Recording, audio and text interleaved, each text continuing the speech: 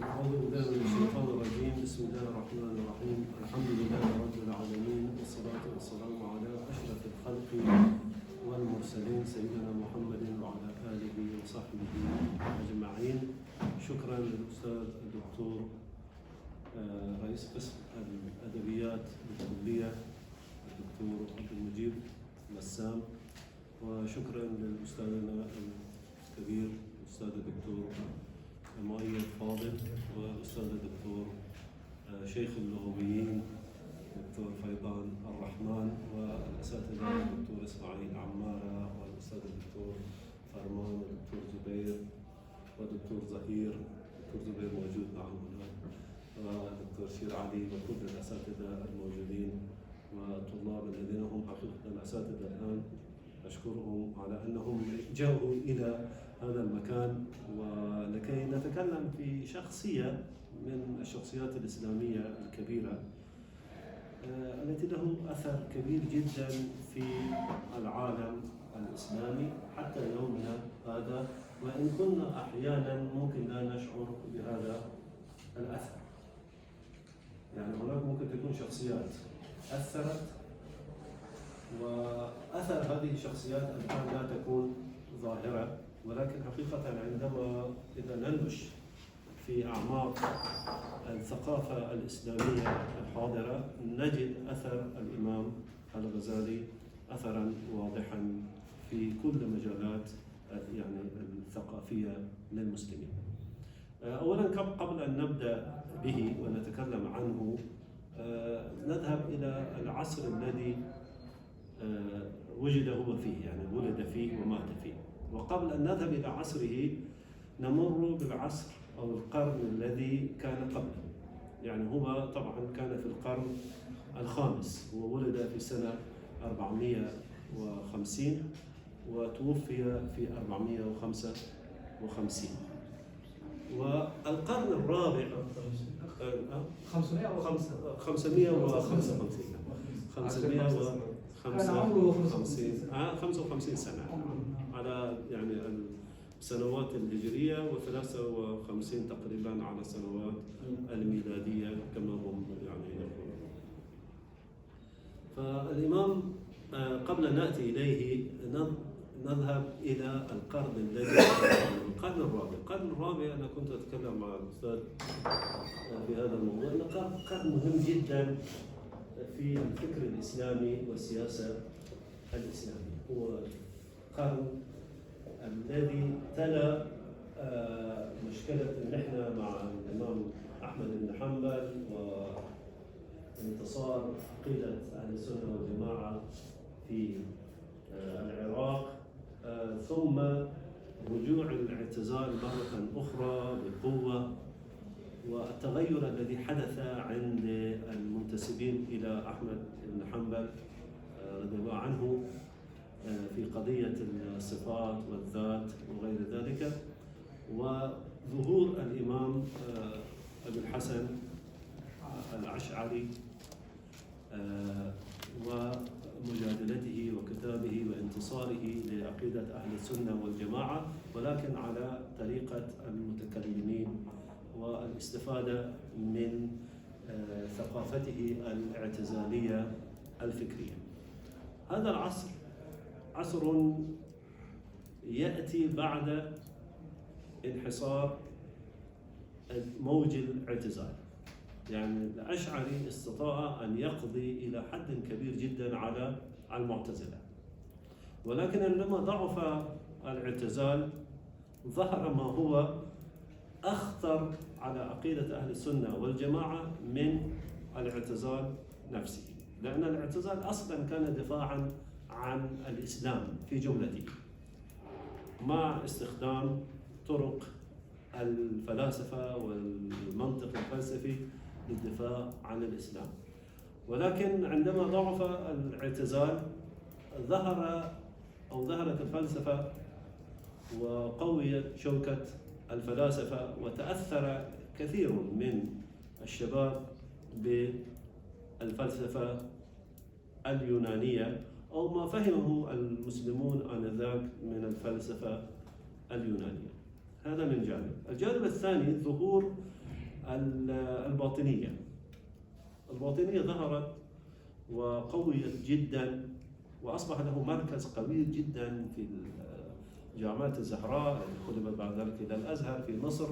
ودعاة الباطنية كانوا يسمونهم هم يرسل الحجج الاثنى عشر، كانوا في كل مكان، ثم المأذونين، ثم جناحين. الجناح يعني عندهم الذي يكون رسولا بين المأذون وبين الحجة، أو بين الحجة وبين الإمام والسوس وغير ذلك. كانوا منتشرين في كل العالم الإسلامي ويدعون إلى الباطنية.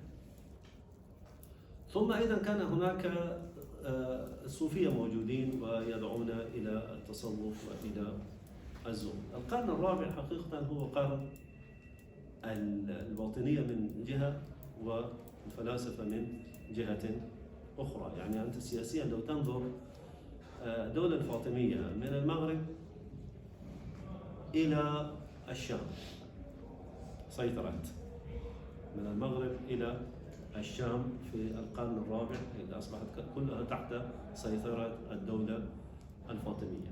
والدولة الفاطمية ليست دولة سياسية فقط، هي دولة عقدية وثقافية أيضا.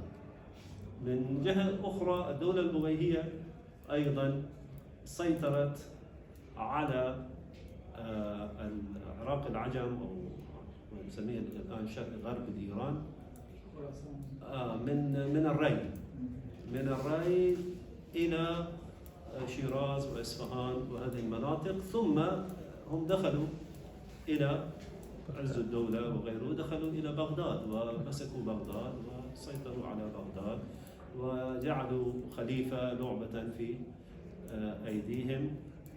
وفي هذا العصر نجد أن كبار العلماء في المذهب الاثنى عشري هم ظهروا في هذا العصر، يعني الشيخ المفيد، الشيخ الجزائري، الشيخ الكليني وغيرهم. وكتبت الأصول الأربعة، مسائل الشيعة وما لا يحضره الفقيه، وأيضا كتاب الكافي وغير ذلك. هذه الكتب كلها تقريبا في القرن بداية أواخر الثالث إلى الرابع. الرابع هو الأصل، ثم بداية الخامس. والقرن الرابع هو قرن الصراعات الثقافية الشديدة بين ثلاث فرق إسلامية صح التعبير، يعني السنة بكل مجموعهم، والشيعة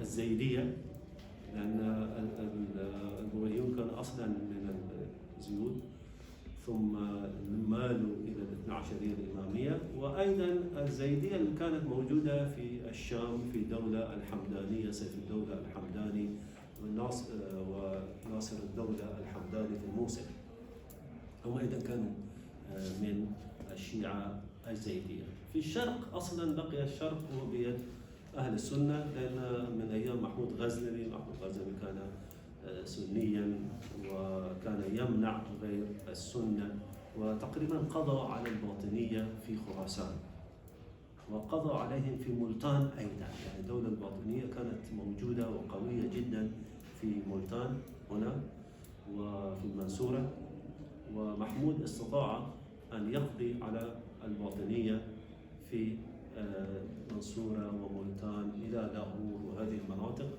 عندما فتحها في المرات العديدة التي هو دخل فيها أكثر من 7 مرات. ويعني أسس المذهب السني في هذه المنطقة. فهذا كان يعني من الناحية الفكرية الجو العام في القرن الرابع هو انتصار لمذاهب غير مذهب أهل السنة، ومد هذه المذاهب فكريا وأيضا جغرافيا إلى المناطق التي كانت تعرف قبل ذلك بأنها هي مناطق سنية في الأصل.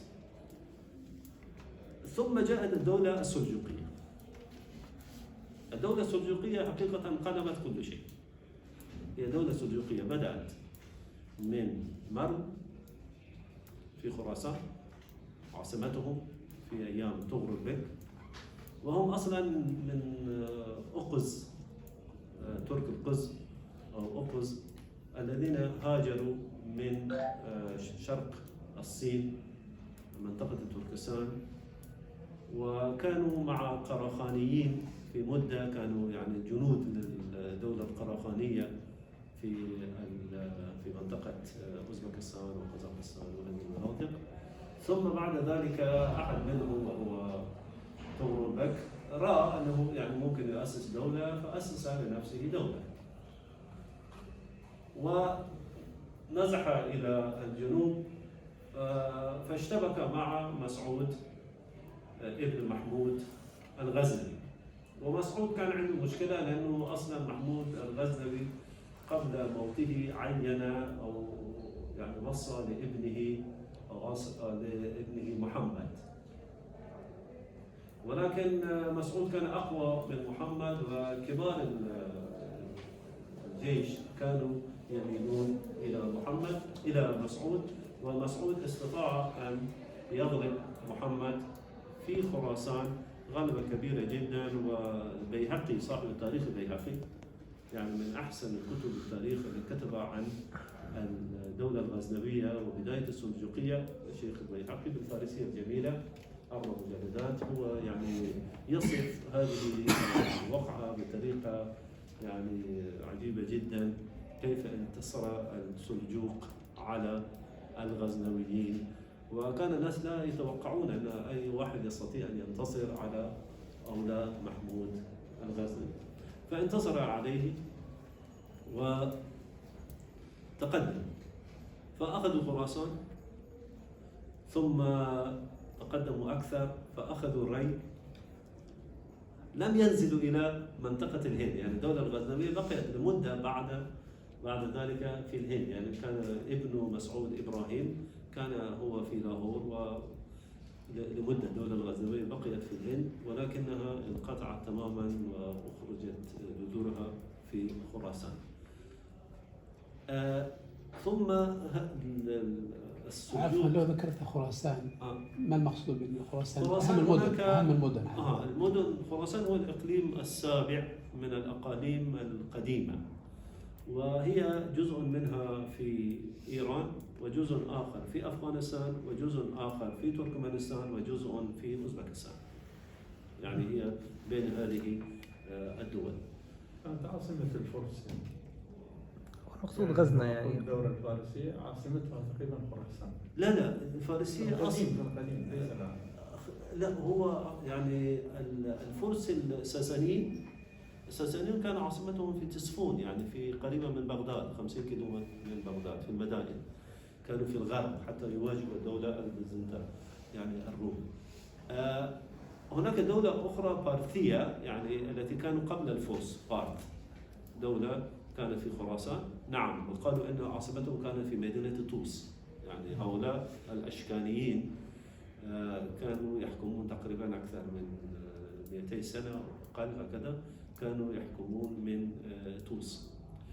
الهخامنشيين وهم يعني الدولة الأولى التي أسسها الفرس، فأيضا كانت في شيراز، في تخت جمشيد في شيراز. آثارهم حتى الآن موجودة في شيراز. هي دولة أكاديمية أو أخمينية أو هخامنشية، يعني كما يعني في العربية يسمونها أخمينية، والفرس يسمونها هخامنشية، والإنجليز يسمونها أكاديمية أو أكاديمية أظنها كذا. يعني هي هخامنشية أو أخمينية، صحيح كانوا يسمونها أخمينية. ولكن طوس مهمة جدا بالنسبة للفرس. خراسان هي جزء منها في مشهد الآن، هي يعني تقريبا على أنقاض طوس، ثم في ونيسابور، ثم مرو وهرات وبلخ، وإلى يعني مناطق ممكن بخارى وسمرقند يدخل فيها ولا يدخل فيها. هذا هناك الغزنويين ما توسعوا إلى من؟ الغزنويون ما توسعوا إلى نيسابور وهذه المناطق. لا كانوا أخذوا نيسابور. يعني كانوا في أخذ الري. محمود أخذ الري. محمود أخذ الري. وأصفهان أيضا. من الغزنويون؟ نعم كان بهم، يعني هم يريدون أصلا قضاء على الدولة حتى محمود غزنوي طلب من الخليفة إذا يسمح له ويطلبه يدخل ويعني يقضي على القرامطة في جنوب العراق وشمال هجر في البحرين. نعم في السعودية، نعم، ولكنه ممكن ما سمح له أو شيء مثل هذا، لأنه هو كان يقول أنا أخرجت إصبعي أبحث عن كل قرمطي أقتله. فكان يريد أن يقضي على الدولة القرمطية التي كانت سيطرت على هذه المنطقة من السعودية الآن،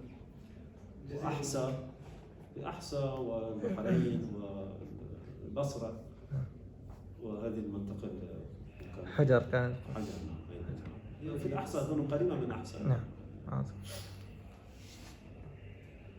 فهذه منطقة خراسان، وجزء منها طبعا الآن في إيران.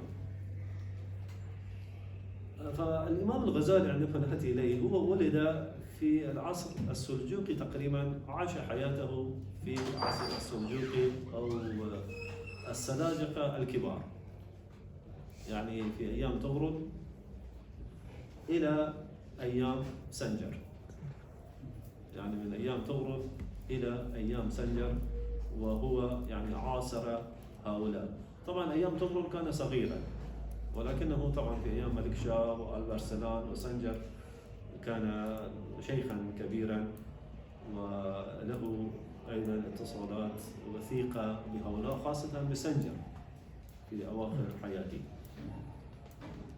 هو ولد في طابران،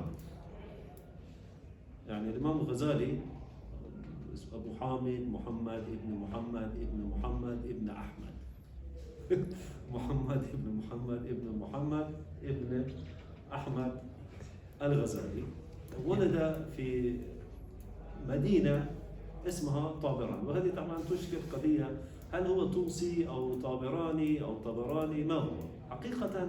مدينة توس كانت تتكون من 4 محلات كبيرة تشبه المدن. كان فيها طابران والنوقان والرادوكان. هذه المدن أو الرهب النسيب، هذه المدن التي كانت تكون المدينة الكبيرة توس. يعني توس كأنها توس ليس موجودة، وكل واحد منهم ينتسب أحيانا إلى توس أو أحيانا إلى المحلة الكبيرة التي هو فيها. يعني هناك مثلا الطبراني، أو مثلا الرادوكاني. كان هناك أول واحد كتب عمر الرادوكاني، أول واحد كتب في البلاغة الفارسية، أول كتاب في البلاغة الفارسية كان هذا الرجل من تلك المنطقة. وطبران كان فيها ولد فيها الإمام. السلام عليكم ورحمة الله وبركاته. وعليكم السلام ورحمة الله. نطقها أحيانا طبران وأحيانا طبران. ولد في هذه المدينة أو محلة توس. وهناك ليس اختلاف في سنة ولادته، وهي 450. كل ذكروا هذا. الكبرى الشافعية نفس الشيء، في سير أعلام النبلاء نفس الشيء، يتفقون على يعني سنة ولادته وهي 450. هناك اختلاف في اسمه، هل هو غزالي أو غزالي؟ غزالي أو غزالي، على أن والده كان غزالا. ولكن الإمام نفسه يعني هناك ذكر يعني جاء في الذهبي، الإمام الذهبي في سير أعلام النبلاء يقول أنه سئل الغزالي فقال أنا أصلا غزالي ولست غزالي، فأنا يعني والدي كان من قرية اسمها غزالة، فأنا غزالي ولست غزالي. ومع ذلك حتى الآن كثير من الناس يسمونه بغزالي بالتشديد وليس غزالي، ولكن ما دام هو قال أنا غزالي ولست غزالي فهو غزالي. ولد كما هو معروف، وكان أبوه رجلا فقيرا، يعني ليس عالما، هو لم يولد في أسرة دينية، أبوه كان غزالا فقيرا، ولكنه يميل إلى التصوف وإلى الدين. فنشأ في البيئة المتدينة بهذا المعنى، ودرس القرآن الكريم وشيئا من اللغة الفارسية والعربية. ثم توفي والده وترك هذين الولدين محمد وأخوه الأصغر أحمد، أبو الفتوح أحمد. ووصى بهم أحد أصدقائه من الصوفية، وترك مع هذا الصوفي مبلغا من المال أن يقوم بتربيتهما، ولكن هذا المال كان قليلا وبسرعة نفد المال. فهذا الشيخ الصوفي يعني قال لهما يعني أنا رأيتكما تحبان العلم، وكما تعرفان أن المال الذي كان عندي قد نفد، فأنا أنصحكما أن تدخلا مدرسة. طبعا هو كان ممكن أن يدخلهما مدرسة أو يعني يجعلهما يعملان مع شخص ما يتعلمان مثلا حرفة من الحرف. كان في ذلك الوقت الصبي يذهب ويتعلم حرفة من الحرف، ولكن هو رأى أنهم يعني أهل العلم، فأدخلهما إلى مدرسة دينية حتى يجد أيضا طعاما ولباسا. فالإمام الغزالي كان يقول فيما بعد، يقول تعلمت العلم للدنيا فأبى العلم إلا أن يكون إلا لله. يعني أصلا أنا دخلت إلى المدرسة وأريد الدنيا، أريد الطعام، ولكن العلم رفض وأبى إلا أن يكون لله سبحانه وتعالى.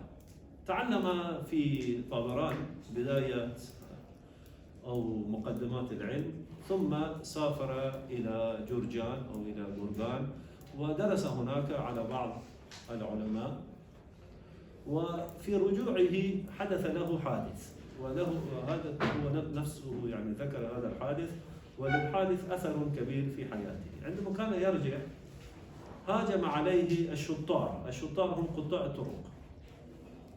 الشطار كما هو يذكرهم، يعني الشطار هم قطاع الطرق، هاجموا على القافلة ونهبوا ما كان في القافلة وأخذوا تعليقاته. هو كان يكتب، فأخذوا وسرقوا، وهو بدأ يجري وراء رئيس العصابة ويقول لهم يعني هذا الشيء الذي أنتم أخذتم مني لا ينفعكم، ولكن ينفعني جدا، لأن 3 سنوات وأنا أكتب هذه الأشياء والآن أخذتم علمي. فرئيس العصابة ضحك منه، قال أنت تقول علمك، لو كان علمك أنا ما كنت أستطيع أخذ، هذا ليس علمك. أي علم يكون عندك فيأخذه شخص منك وأنت تصبح بدون علم. فيقول الغزالي كأن الله سبحانه وتعالى يعني جعل هذا الرجل يقول هذه الحقيقة، فرجع وحفظ بعد ذلك كل ما كان في هذه التعليقات وغيرها، أنه يعني يبني علمه على الحفظ ولا يعتمد على الأوراق التي ممكن تفقد أو تسرق. فهذا كان تأسيسه تأسيس قوي جدا، أنه رجع ودرس ل3 سنين أخرى وتعلم وحفظ الأشياء كما ينبغي. ثم بعد ذلك بعد جرجان رجع إلى طابران، ثم ذهب مرة أخرى إلى نيسابور والتحق بمدرسة النظامية في نيسابور، وسرعان ما أصبح تلميذا للإمام الحرمين الجميلي أبو معالي، أصبح تلميذا له وأحبه الإمام الحرمين وبقي معه مدة إلى أن بلغ تقريبا شيء ويعني 28 أو 27 هكذا وهو مع الإمام ويدرس مكانه. وفي هذا الوقت كتب كتابه المنخول في أصول الفقه، يعني واحد في هذا العمر وشيخه موجود ويكتب في أصول الفقه. عندما نقرأ المنخول نرى شيئا عجيبا عند الغزالي: التكبر، الاعتزاز بالنفس، عدم الاهتمام بالآخرين. في أول حياته وهو ذكي جدا ومسيطر على علومه، فعنده هذا الشيء العجيب. يعني من الأشياء العجيبة عندما في باب الإمامة عندما يتكلم عن الأئمة من هو مجتهد ومن هو ليس بمجتهد، فطبعا الشافعي يرفعه وشافعي فيرفعه على أنه حجة في اللغة وحجة في كذا وكذا. عندما يأتي إلى الإمام مالك يقول نعم مالك مجتهد، ولكنه هو يقبل عمل أهل المدينة كحجة في الفقه. يعني من الأشياء التي عند الإمام مالك بعد القرآن والسنة والإجماع والقياس عمل أهل المدينة، وأيضا المرسل، الحديث المرسل. عندما يأتي للإمام أبي حنيفة رحمه الله فيقول الإمام أبو حنيفة لم يكن مجتهدا لأنه كان لا يعرف العربية. طبعا حكم شديد، حتى الذهبي يقول يعني أنا لا أذكر هذا الكلام في كتابي، يعني لأنه حكم شديد جدا على هذا العالم الفاضل. طبعا بعد ذلك بعد السنوات وغزالي تغير، نجد في كتابه الآخر في أصول الفقه المستصفى يمدح الإمام أبا حنيفة ويجعله من الأئمة الأربعة التي يعني لابد أن نقلد أحدا منهم على الأقل. يعني تغير تغيرا تماما، يعني هذا الغزالي الذي لا يرى غيره. وكان هذه من ديدنته، وحتى الذي كتب عنه وهو عبد الغفار الفارسي، شيخ عبد الغفار الفارسي، وكان زميلا له في نظامية نيسابور. هو يقول هذا، يعني كان عنده الزعارة كان في ذلك الوقت تعني التكبر، ممكن التكبر وعدم القبول الآخرين. حتى في مناقشته مع المتأخرين من الحنابلة أنت ستجد يعني هو يناقشهم فيقول يعني عليهم أن يسترزقوا الله عقلا، يسترزقوا الله عقلا. يعني هذا الشيء يعني أن هو ليس عنده عقل، فكيف يأتي ويناقشني في هذه القضايا؟ فكان مع الجويني إلى أن توفي جويني، فذهب ولم يجد يعني شيخا له في نيسابور، فذهب إلى المعسكر. معسكر كان يعني مكان ليسكن فيه نظام الملك. ونظام الملك كان أسس المدارس النظامية 12 مدرسة ردا وسدا للباطنية وغيرها من المذاهب المخالفة. يعني هم بنوا الزهراء وهو بنى النظاميات، نظامية في نيسابور، نظامية في هرات، نظامية في مرو، نظامية في الري، نظامية في إصفهان، نظامية كبيرة في بغداد 3 سنوات وهو يبني فيها، نظامية في الموصل، يعني نظاميات كثيرة جدا. 12 يعني مدرسة للدفاع ودراسة عقائد أهل السنة، وطبعا المذهب الشافعي. ونظام الملك إذا كان شافعيا، ولكنه أيضا طبعا يعني المذاهب الإسلامية هي مذهبان الكبيران في تلك المنطقة. فهناك في مجلس نظام الملك كان يعني يريد اختيار أحسن الأساتذة لمدارسه. فماذا كان يفعل؟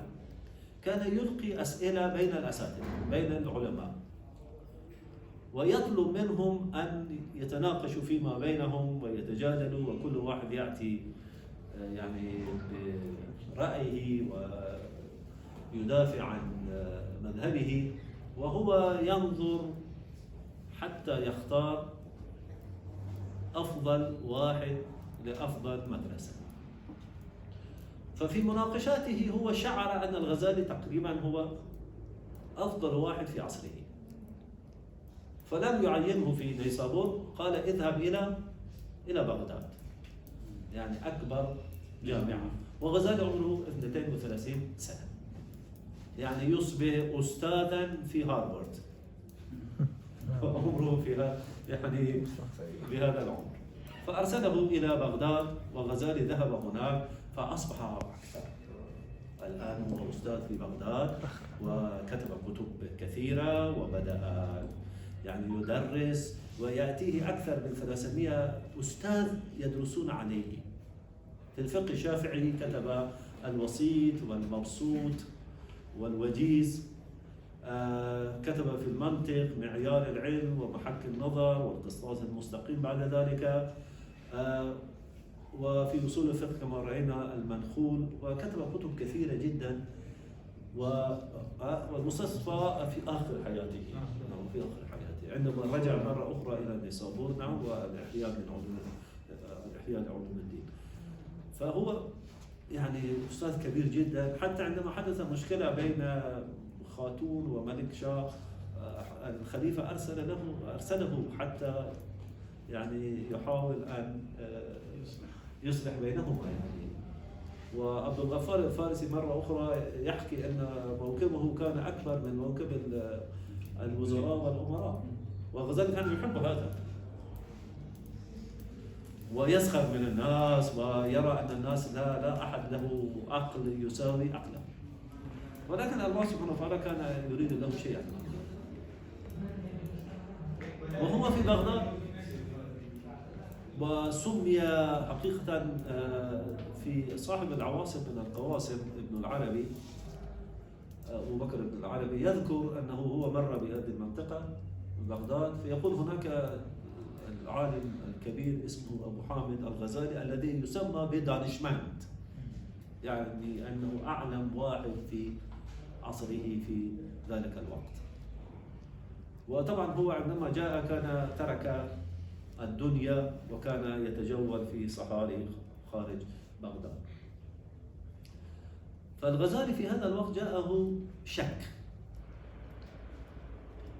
وهذا الشك يتعلق حقيقة في نظرية المعرفة epistemology، في نظرية المعرفة epistemology، فرع من الفلسفة، بمعنى أن المدارك التي عندنا والأشياء التي تأتي إلينا كيف نعرف أنها صحيحة؟ يعني نحن عندنا تصورات وتصديقات، كما تصورات مع الحد، وتصديقات لإثبات البرهان، يعني شيء في الفلسفة، التصور يحتاج إلى الحد والتصديق يحتاج إلى البرهان. جيد، فهذه التصورات التي عندنا كيف نعرف أنها صحيحة؟ طبعا نحن نعتمد، العقل يعتمد على ماذا؟ على الحواس الخمسة. ولكن كيف أنا أعرف أن الحواس الخمسة التي عندي هي لا تخطئ، سليمة لا تخطئ، صادقة؟ لأن الحواس تخطئ، كما هو عنده مثال والذي يذكر في المنقذ، أن مثلا لو وضعت خشبة أو عودا في كأس، فستجد أن العود معوج مكسور، فمعنى عينك تخطئ. ثم أنت ترى الظل ساكن لا يتحرك، ولكن بعد مدة تجد أن الظل قد تحرك وأنت لم تشعر بحركته ولم ترى حركته، فمعنى هذا أن عينك تخطئ. وأيضا إذا كان العين تخطئ وهي أقوى الحواس، فما بال الحواس الأخرى، يعني حاسة الأخرى، حاسة الأذن وحاسة الشم مع ديني وكورونا، مشكلة كبيرة. فهنا يعني دخل كما هو سمى نفسه في عصر السفسطة. السفسطة بمعنى أنك لا تستطيع أن تبرهن على مسلمات. هناك شيء يسمى مسلمات، يعني مسلمات مبنية على التصديق الذي هو مبني على التصور، وهناك الحياة تقوم على المسلمات. جيد، يعني مثلا حتى أنا مثلا شخص دخل، فأنا أعرف أنه هو رجل وإنسان. جيد، من أين جئت؟ يعني كيف جئت بهذا أنه إنسان وأنه رجل؟ من التصور الذي عندي كيف يكون الإنسان وتحديد الإنسان في ذهني.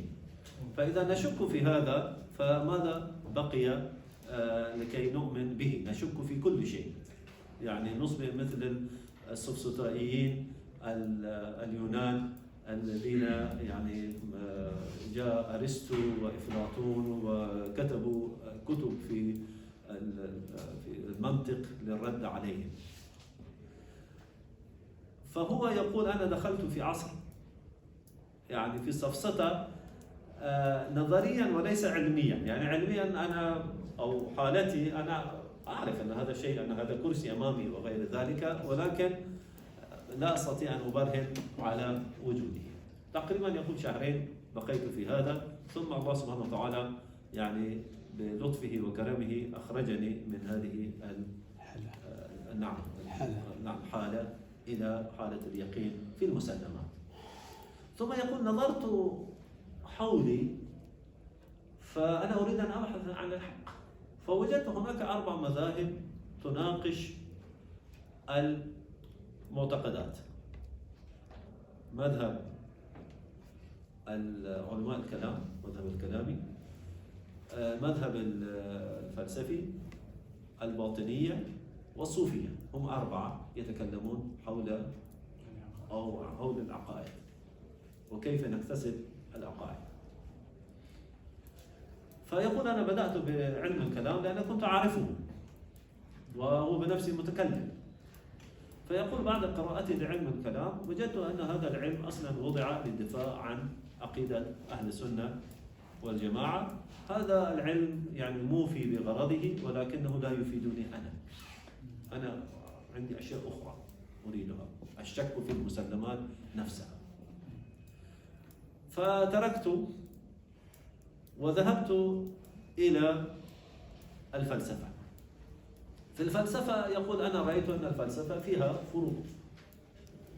هناك الرياضيات، والرياضيات هو علم محايد، ليس حلالا وليس حراما، ليس كفرا ولا إيمانا، هو شيء مفيد، فلماذا لا ندرسه؟ وكذلك المنطق، والمنطق أيضا مفيد جدا للتفكير، ولكن أيضا شيء محايد ليس فيه كفر ولا إيمان ولا حلال ولا حرام. ولكن هناك مشكلة فيهما. المشكلة تأتي من بعض الجهات. أولا ممكن أن الإنسان إذا درس الرياضيات ودرس المنطق وأعجب بهذه العقول التي يعني اكتشفت هذه القوانين، فممكن يعتقد ما دامهم قالوا في الرياضيات بهذا الشكل الجيد فما يتكلمون في الإلهيات أيضا يكون جيدا. لا يمكن أن واحد مثلا يستطيع أن يقول بكل تأكيد أن بعد 20 سنة سيكون خسوف، ثم هذا الشخص نفسه سيخطئ في العقائد. فما دام كلامه في الرياضيات كلامه صحيح، فكلامه أيضا في العقائد كلامه صحيح أيضا. يعني كما الآن نحن يعني نعتقد أن الغربيين هؤلاء الذين اخترعوا كل هذه الأشياء كيف يخطئون في العقائد وكيف يخطئون في الفكر، فنتأثر به. الشيء الثاني عكس ذلك، أن واحد يرى أن هؤلاء الفلاسفة يخطئون كثيرا في الإلهيات وكلامهم كله يعني لا قيمة له. فما دام هم يخطئون في هذا، لماذا نقبل كلامهم في الرياضيات وخاصة في علم الهيئة، يعني هيئة دراسة الأجرام السماوية والأفلاك، فلا نقبل كلامهم. فيقول من الاثنين أيضا هناك الخطأ، نقبل كلامهم في هنا ولكن لا نقبل كلامهم في الإلهية. ثم ذهب إلى علم الأخلاق، فهو رأى، ممكن رأيه ليس صحيحا، أن هؤلاء الفلاسفة أخذوا علم الأخلاق من الأنبياء، يعني خاصة هؤلاء الثلاثة، يعني سقراط وأفلاطون وأرسطو. لأن كان عند اليونانيين كان هناك السؤال: ما هو أهم شيء في الحياة للإنسان؟ ماذا يريد الإنسان؟ طبعا الجواب السعادة. الإنسان يريد السعادة، ولكن ما هي السعادة؟ فالمذهب الكلبي يرى أن السعادة ترك الدنيا تماما وإنسان يعيش حياة يعني تشبه حياة الكلاب. وهناك مذهب آخر البحث عن اللذة، يعني إنسان يعيش حياة كلها اللذة فيكون سعيدا.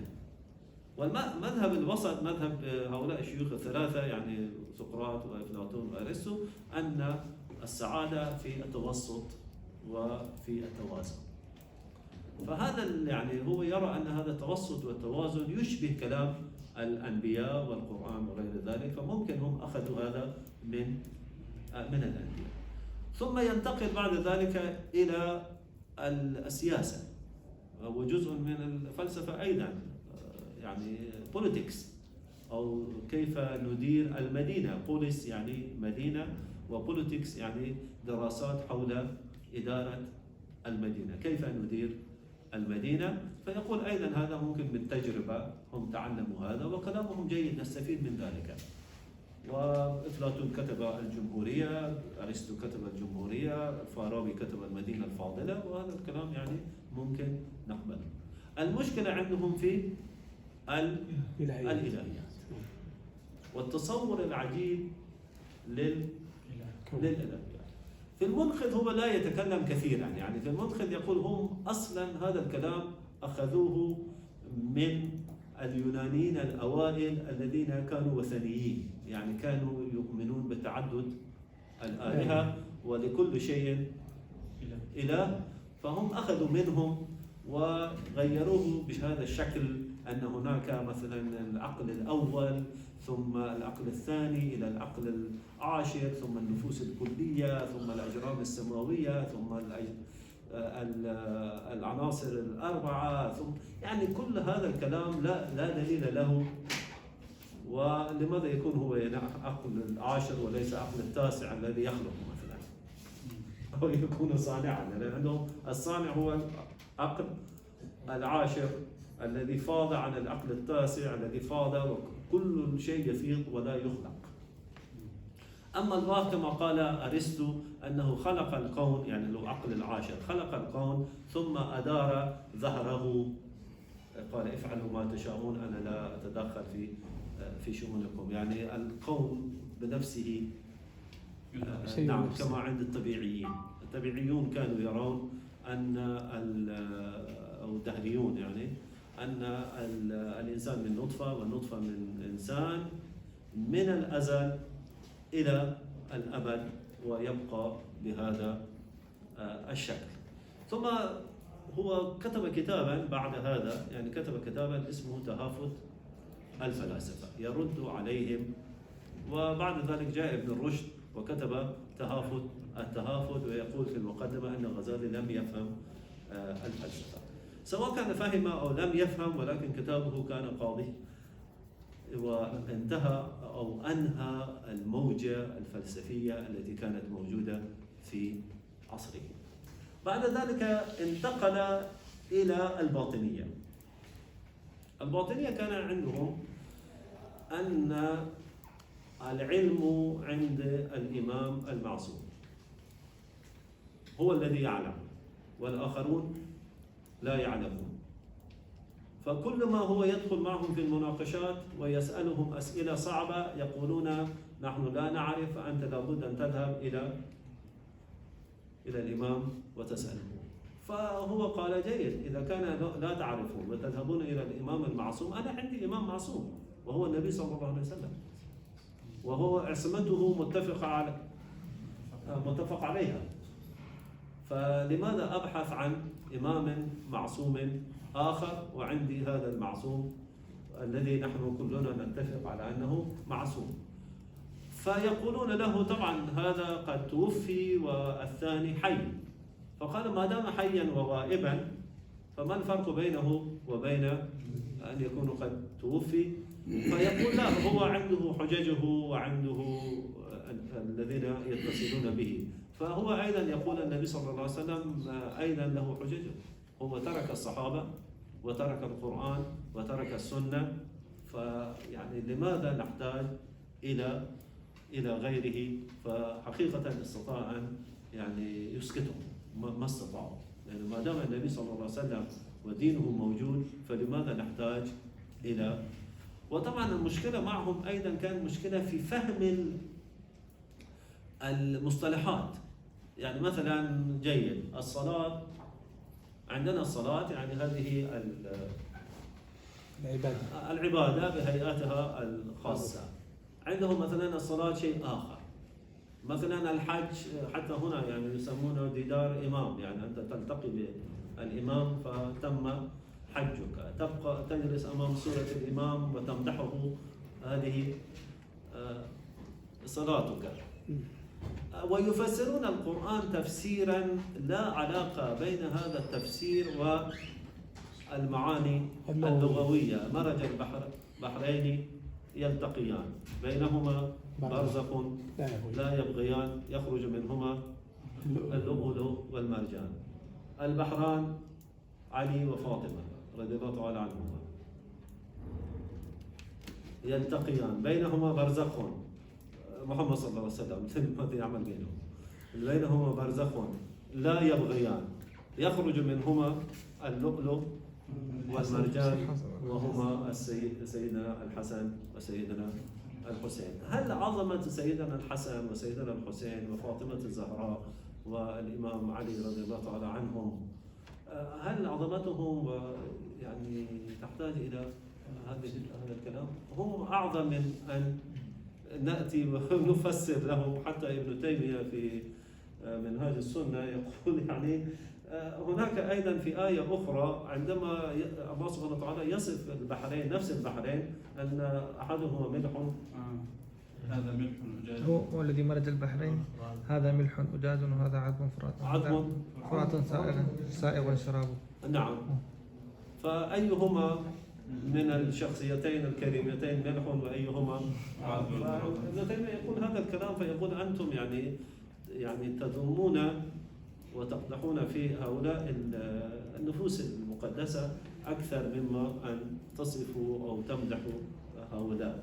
فأحسن لكم أن لا تتكلموا، وهؤلاء يعني لهم مكانة كبيرة جدا، الله سبحانه وتعالى رفعهم، وهذا الكلام لا يرفعهم، فلماذا يعني تتكلمون هذا الكلام؟ ولكن هم كانوا يريدون شيء آخر، ليس تعظيم هؤلاء الناس، إنما كانوا يريدون أن يعملوا المشكلة في المصطلحات، أن الشيء الذي أنا أسمي هذا هو ليس. مثل هناك ممكن رأيتم وقرأتم كتاب أليس إن وندرلاند، أليس في بلاد العجائب. نعم. أليس إن وندرلاند، قرأت في بلاد العجائب. نعم. في بلاد العجائب.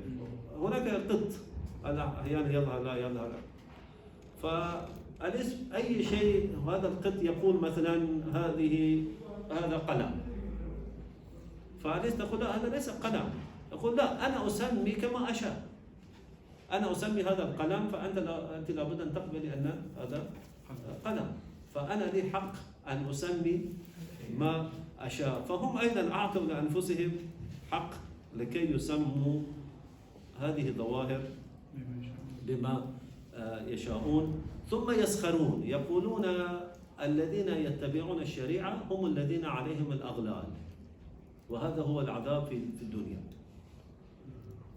يعني اتباع الشريعة وعدم فهم البواطن يعني أنك تعيش في العذاب، تستيقظ في الصباح، تصلي، تصوم، تحج، فهذا هو العذاب. فالإمام الغزالي يعني في المقدمة يقول شيئا مهما جدا، يقول هؤلاء الناس الذين الآن يعني يتظاهرون أنهم محبي آل الرسول صلى الله عليه وسلم، هم حقيقة لا علاقة لهم بهؤلاء. بعضهم كانوا من أولاد الأكاسرة ومن كبار الناس، فعندما العرب المسلمون أخذوا أرضهم فأصبحوا موتورين، أو يستخدم حتى كلمة موتور يعني، وأصبحوا موتورين، فأخفوا عقائدهم وأظهروا الإسلام وأرادوا تدمير الإسلام. بعضهم عندهم أغراض سياسية يريدون أن يسيطروا على الناس، بعضهم حقيقة هم كانوا يحبون أولاد الرسول صلى الله عليه وسلم، كانوا يحبونهم. ومع الظلم الذي حدث لأولاد الرسول صلى الله عليه وسلم ظلم شديد جدا، أي مسلم يعني حقيقة عندما يقرأ هذا يعني صعب أن يتحمل. فهم دخلوا من هذا الباب إلى هذه العقائد الضالة، وكثير من عقائدهم كما هو قال هم أخذوا من فيثاغورس. فيثاغورس أيضا أحد الفلاسفة اليونانيين، فهم عقيدتهم أخذوها من فيثاغورس، فحقيقة هو الرد ولم يقبل. ثم ذهب إلى التصوف، فهنا قال أنني بدأت أقرأ للصوفية قوت القلوب وكتب السير القشيري القشيري وغيره، يعني أقرأ هذه الكتب ولكن وجدت أن التصوف حقيقة ليس يعني لا يبني على القول إنما على العمل، لابد إنسان يدخل في العمل. فوجد حقيقة غدته في التصوف ومال إلى التصوف وبدأ يعني التصوف العملي. هنا حدث له شيء عجيب،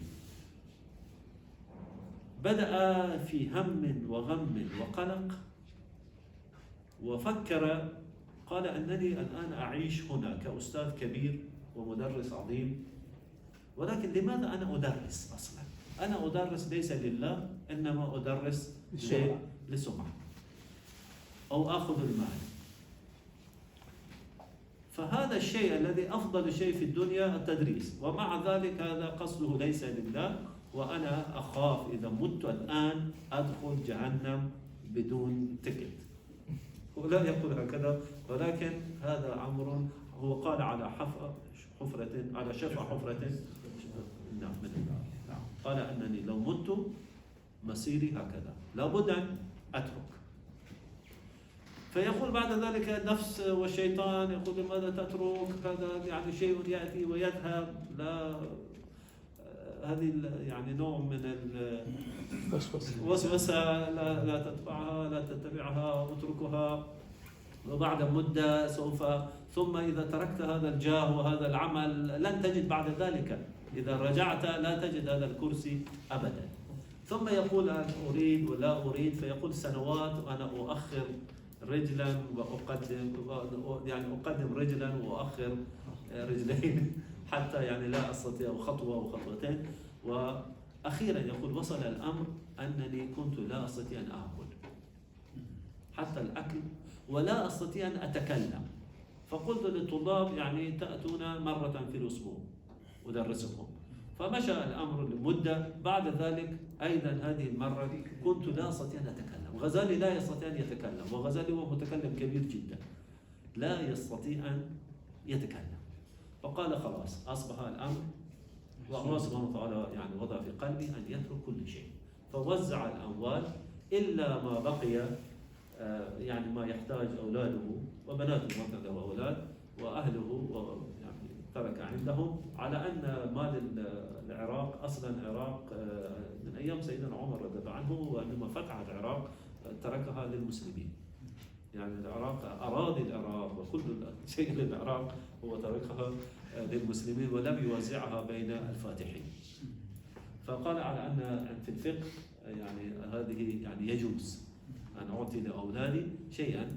ثم يعني هو أظهر أنه ذاهب إلى الحج، ولكنه ذهب إلى الشام وذهب إلى دمشق، وبقي مدة في دمشق، ويذهب إلى مئذنة المسجد الأموي ويغلق دونه الباب ويفكر، وهناك بدأ كتاب الإحياء. ثم ذهب إلى القدس، وبعد ذلك ذهب إلى الحج، وتقريبا 10 سنين وهو في هذه الحالة. هناك بعد ذلك رغب أن يرجع إلى بلده نيسابور أو إلى طوس، ورجع إلى طوس ولم يشاء أن يتصل بأي حاكم أو بالناس، وبقي هناك إلى أن ألح عليه سنجر يعني إلحاحا شديدا، فهو قبل وذهب مرة أخرى إلى نيسابور. وبعد مقتل سنجر رجع إلى طوس وبقي هناك، وكتب هناك المستصفى وأكمل إحياء علوم الدين، ومات هناك بعد أن تغير هذا التغير العجيب. حتى عبد الغافر الفارسي يقول أنا ما كنت أصدق أن الغزالي تغير، كنت أظنه يعني يدعي التغير، ولكن حقيقة وجدت أن الرجل حقيقة تغير. وعندما تغير وكتب هذا الكتاب العظيم، كتاب إحياء علوم الدين، وطبعا سوف الكلام يطول يعني نكمله هكذا، أنه يغير الأشياء التي نحن تعودنا عليها، خصيصا يعني خصيصا المصطلحات. ما معنى الفقه، كيف كان في عهد الرسول صلى الله عليه وسلم وكيف الآن، وكيف كانت الحكمة في ذلك الوقت والحكمة الآن، وغير ذلك من المصطلحات، وأن الدين لابد أن يكون معه العمل. وهنا هو طبعا يتكلم عن العلماء، يعني هو رجل رأي جميل جدا، يقول في أيام الصحابة خاصة الخلفاء الأربعة الحكام والعلماء كانوا نفس الشيء، يعني كلهم كانوا مجتهدين كبار. ثم في الدولة الأموية انفصل العلم عن السلطة، ولكن السلطة كانت تخاف من العلماء وكانت تحاول أن ترضي العلماء وهم لا يرضون. جاءت المرحلة الثالثة أن العلماء أصبحوا طبعا للحكام ويجرون وراءهم ويريدون الأموال وغير ذلك، وهذه هي المصيبة الكبيرة أننا وقعنا فيها. حتى يقول يعني لماذا لا تدرسون الطب؟ لأن إذا أصبحت طبيبا والطب واجب، هو يقول الآن في بلادنا نجد كثير من البلاد الإسلامية لا تجد فيها طبيب مسلم ونعتمد على النصارى وغيرهم. لماذا واحد مسلم لا يدرس الطب؟ لأن إذا أصبح طبيبا لا يمكن أن يكون قاضيا حتى يأكل أموال اليتامى. موسوعيا. نعم. وهكذا الإمام الغزالي حقيقة تأثيره أولا أنه قضى على الفلاسفة إلى وكفر كثيرا منهم على أنهم كفر الفلاسفة المسلمين على أنهم يؤمنون بقدم العالم، أن العالم قديم، أنهم يؤمنون أن الله يعرف الكليات ولا يعرف الجزئيات، وأنهم يقولون أن البعث يكون بالأرواح وليس بالأجساد، وهذا كفر لأن اتفقت الأمة على ذلك. أيضا قضى على تقريبا في هذه المناطق على الباطنية، وبالإضافة إلى ذلك جمع بين التصوف والشريعة. يعني قديما كان التصوف يبتعد قليلا عن الشريعة، وكان هذا خطأ كبير جدا أن هؤلاء لا يعرفون الشريعة وممكن يبتدعوا في الحقيقة الدين. بين الشريعة والحقيقة. والحقيقة نعم، أنه جعلهما طريقة. وهو أصلا رأيه أن قرأت له أن الطريقة أصلا خرجت من الشريعة، لأن الشريعة أصلا لغويا يعني الشارع، والطريقة جزء يخرج من هذا الشارع، فالطريقة خرجت من الشريعة. وكما قال بعد ذلك الإمام البجويري قال العالم الذي لا يعرف الشرع فهو يكون منافقا، والصوفي الذي لا يعرف العالم الذي لا يعرف الطريقة التصوف يكون فاسقا، والصوفي الذي لا يعرف الشريعة يكون زنديقا. هذا للإمام البجويري في كتاب له يعني اسمه الأسرار. فغير هذا كشف المحجوب، يعني هناك اسمه كشف الأسرار أيضا له، يقول العالم الذي لا يعرف أو ليس صوفيا يكون فاسقا، والصوفي الذي لا يعرف الشريعة زنديقا. وصلى الله على سيدنا محمد وعلى آل سيدنا محمد.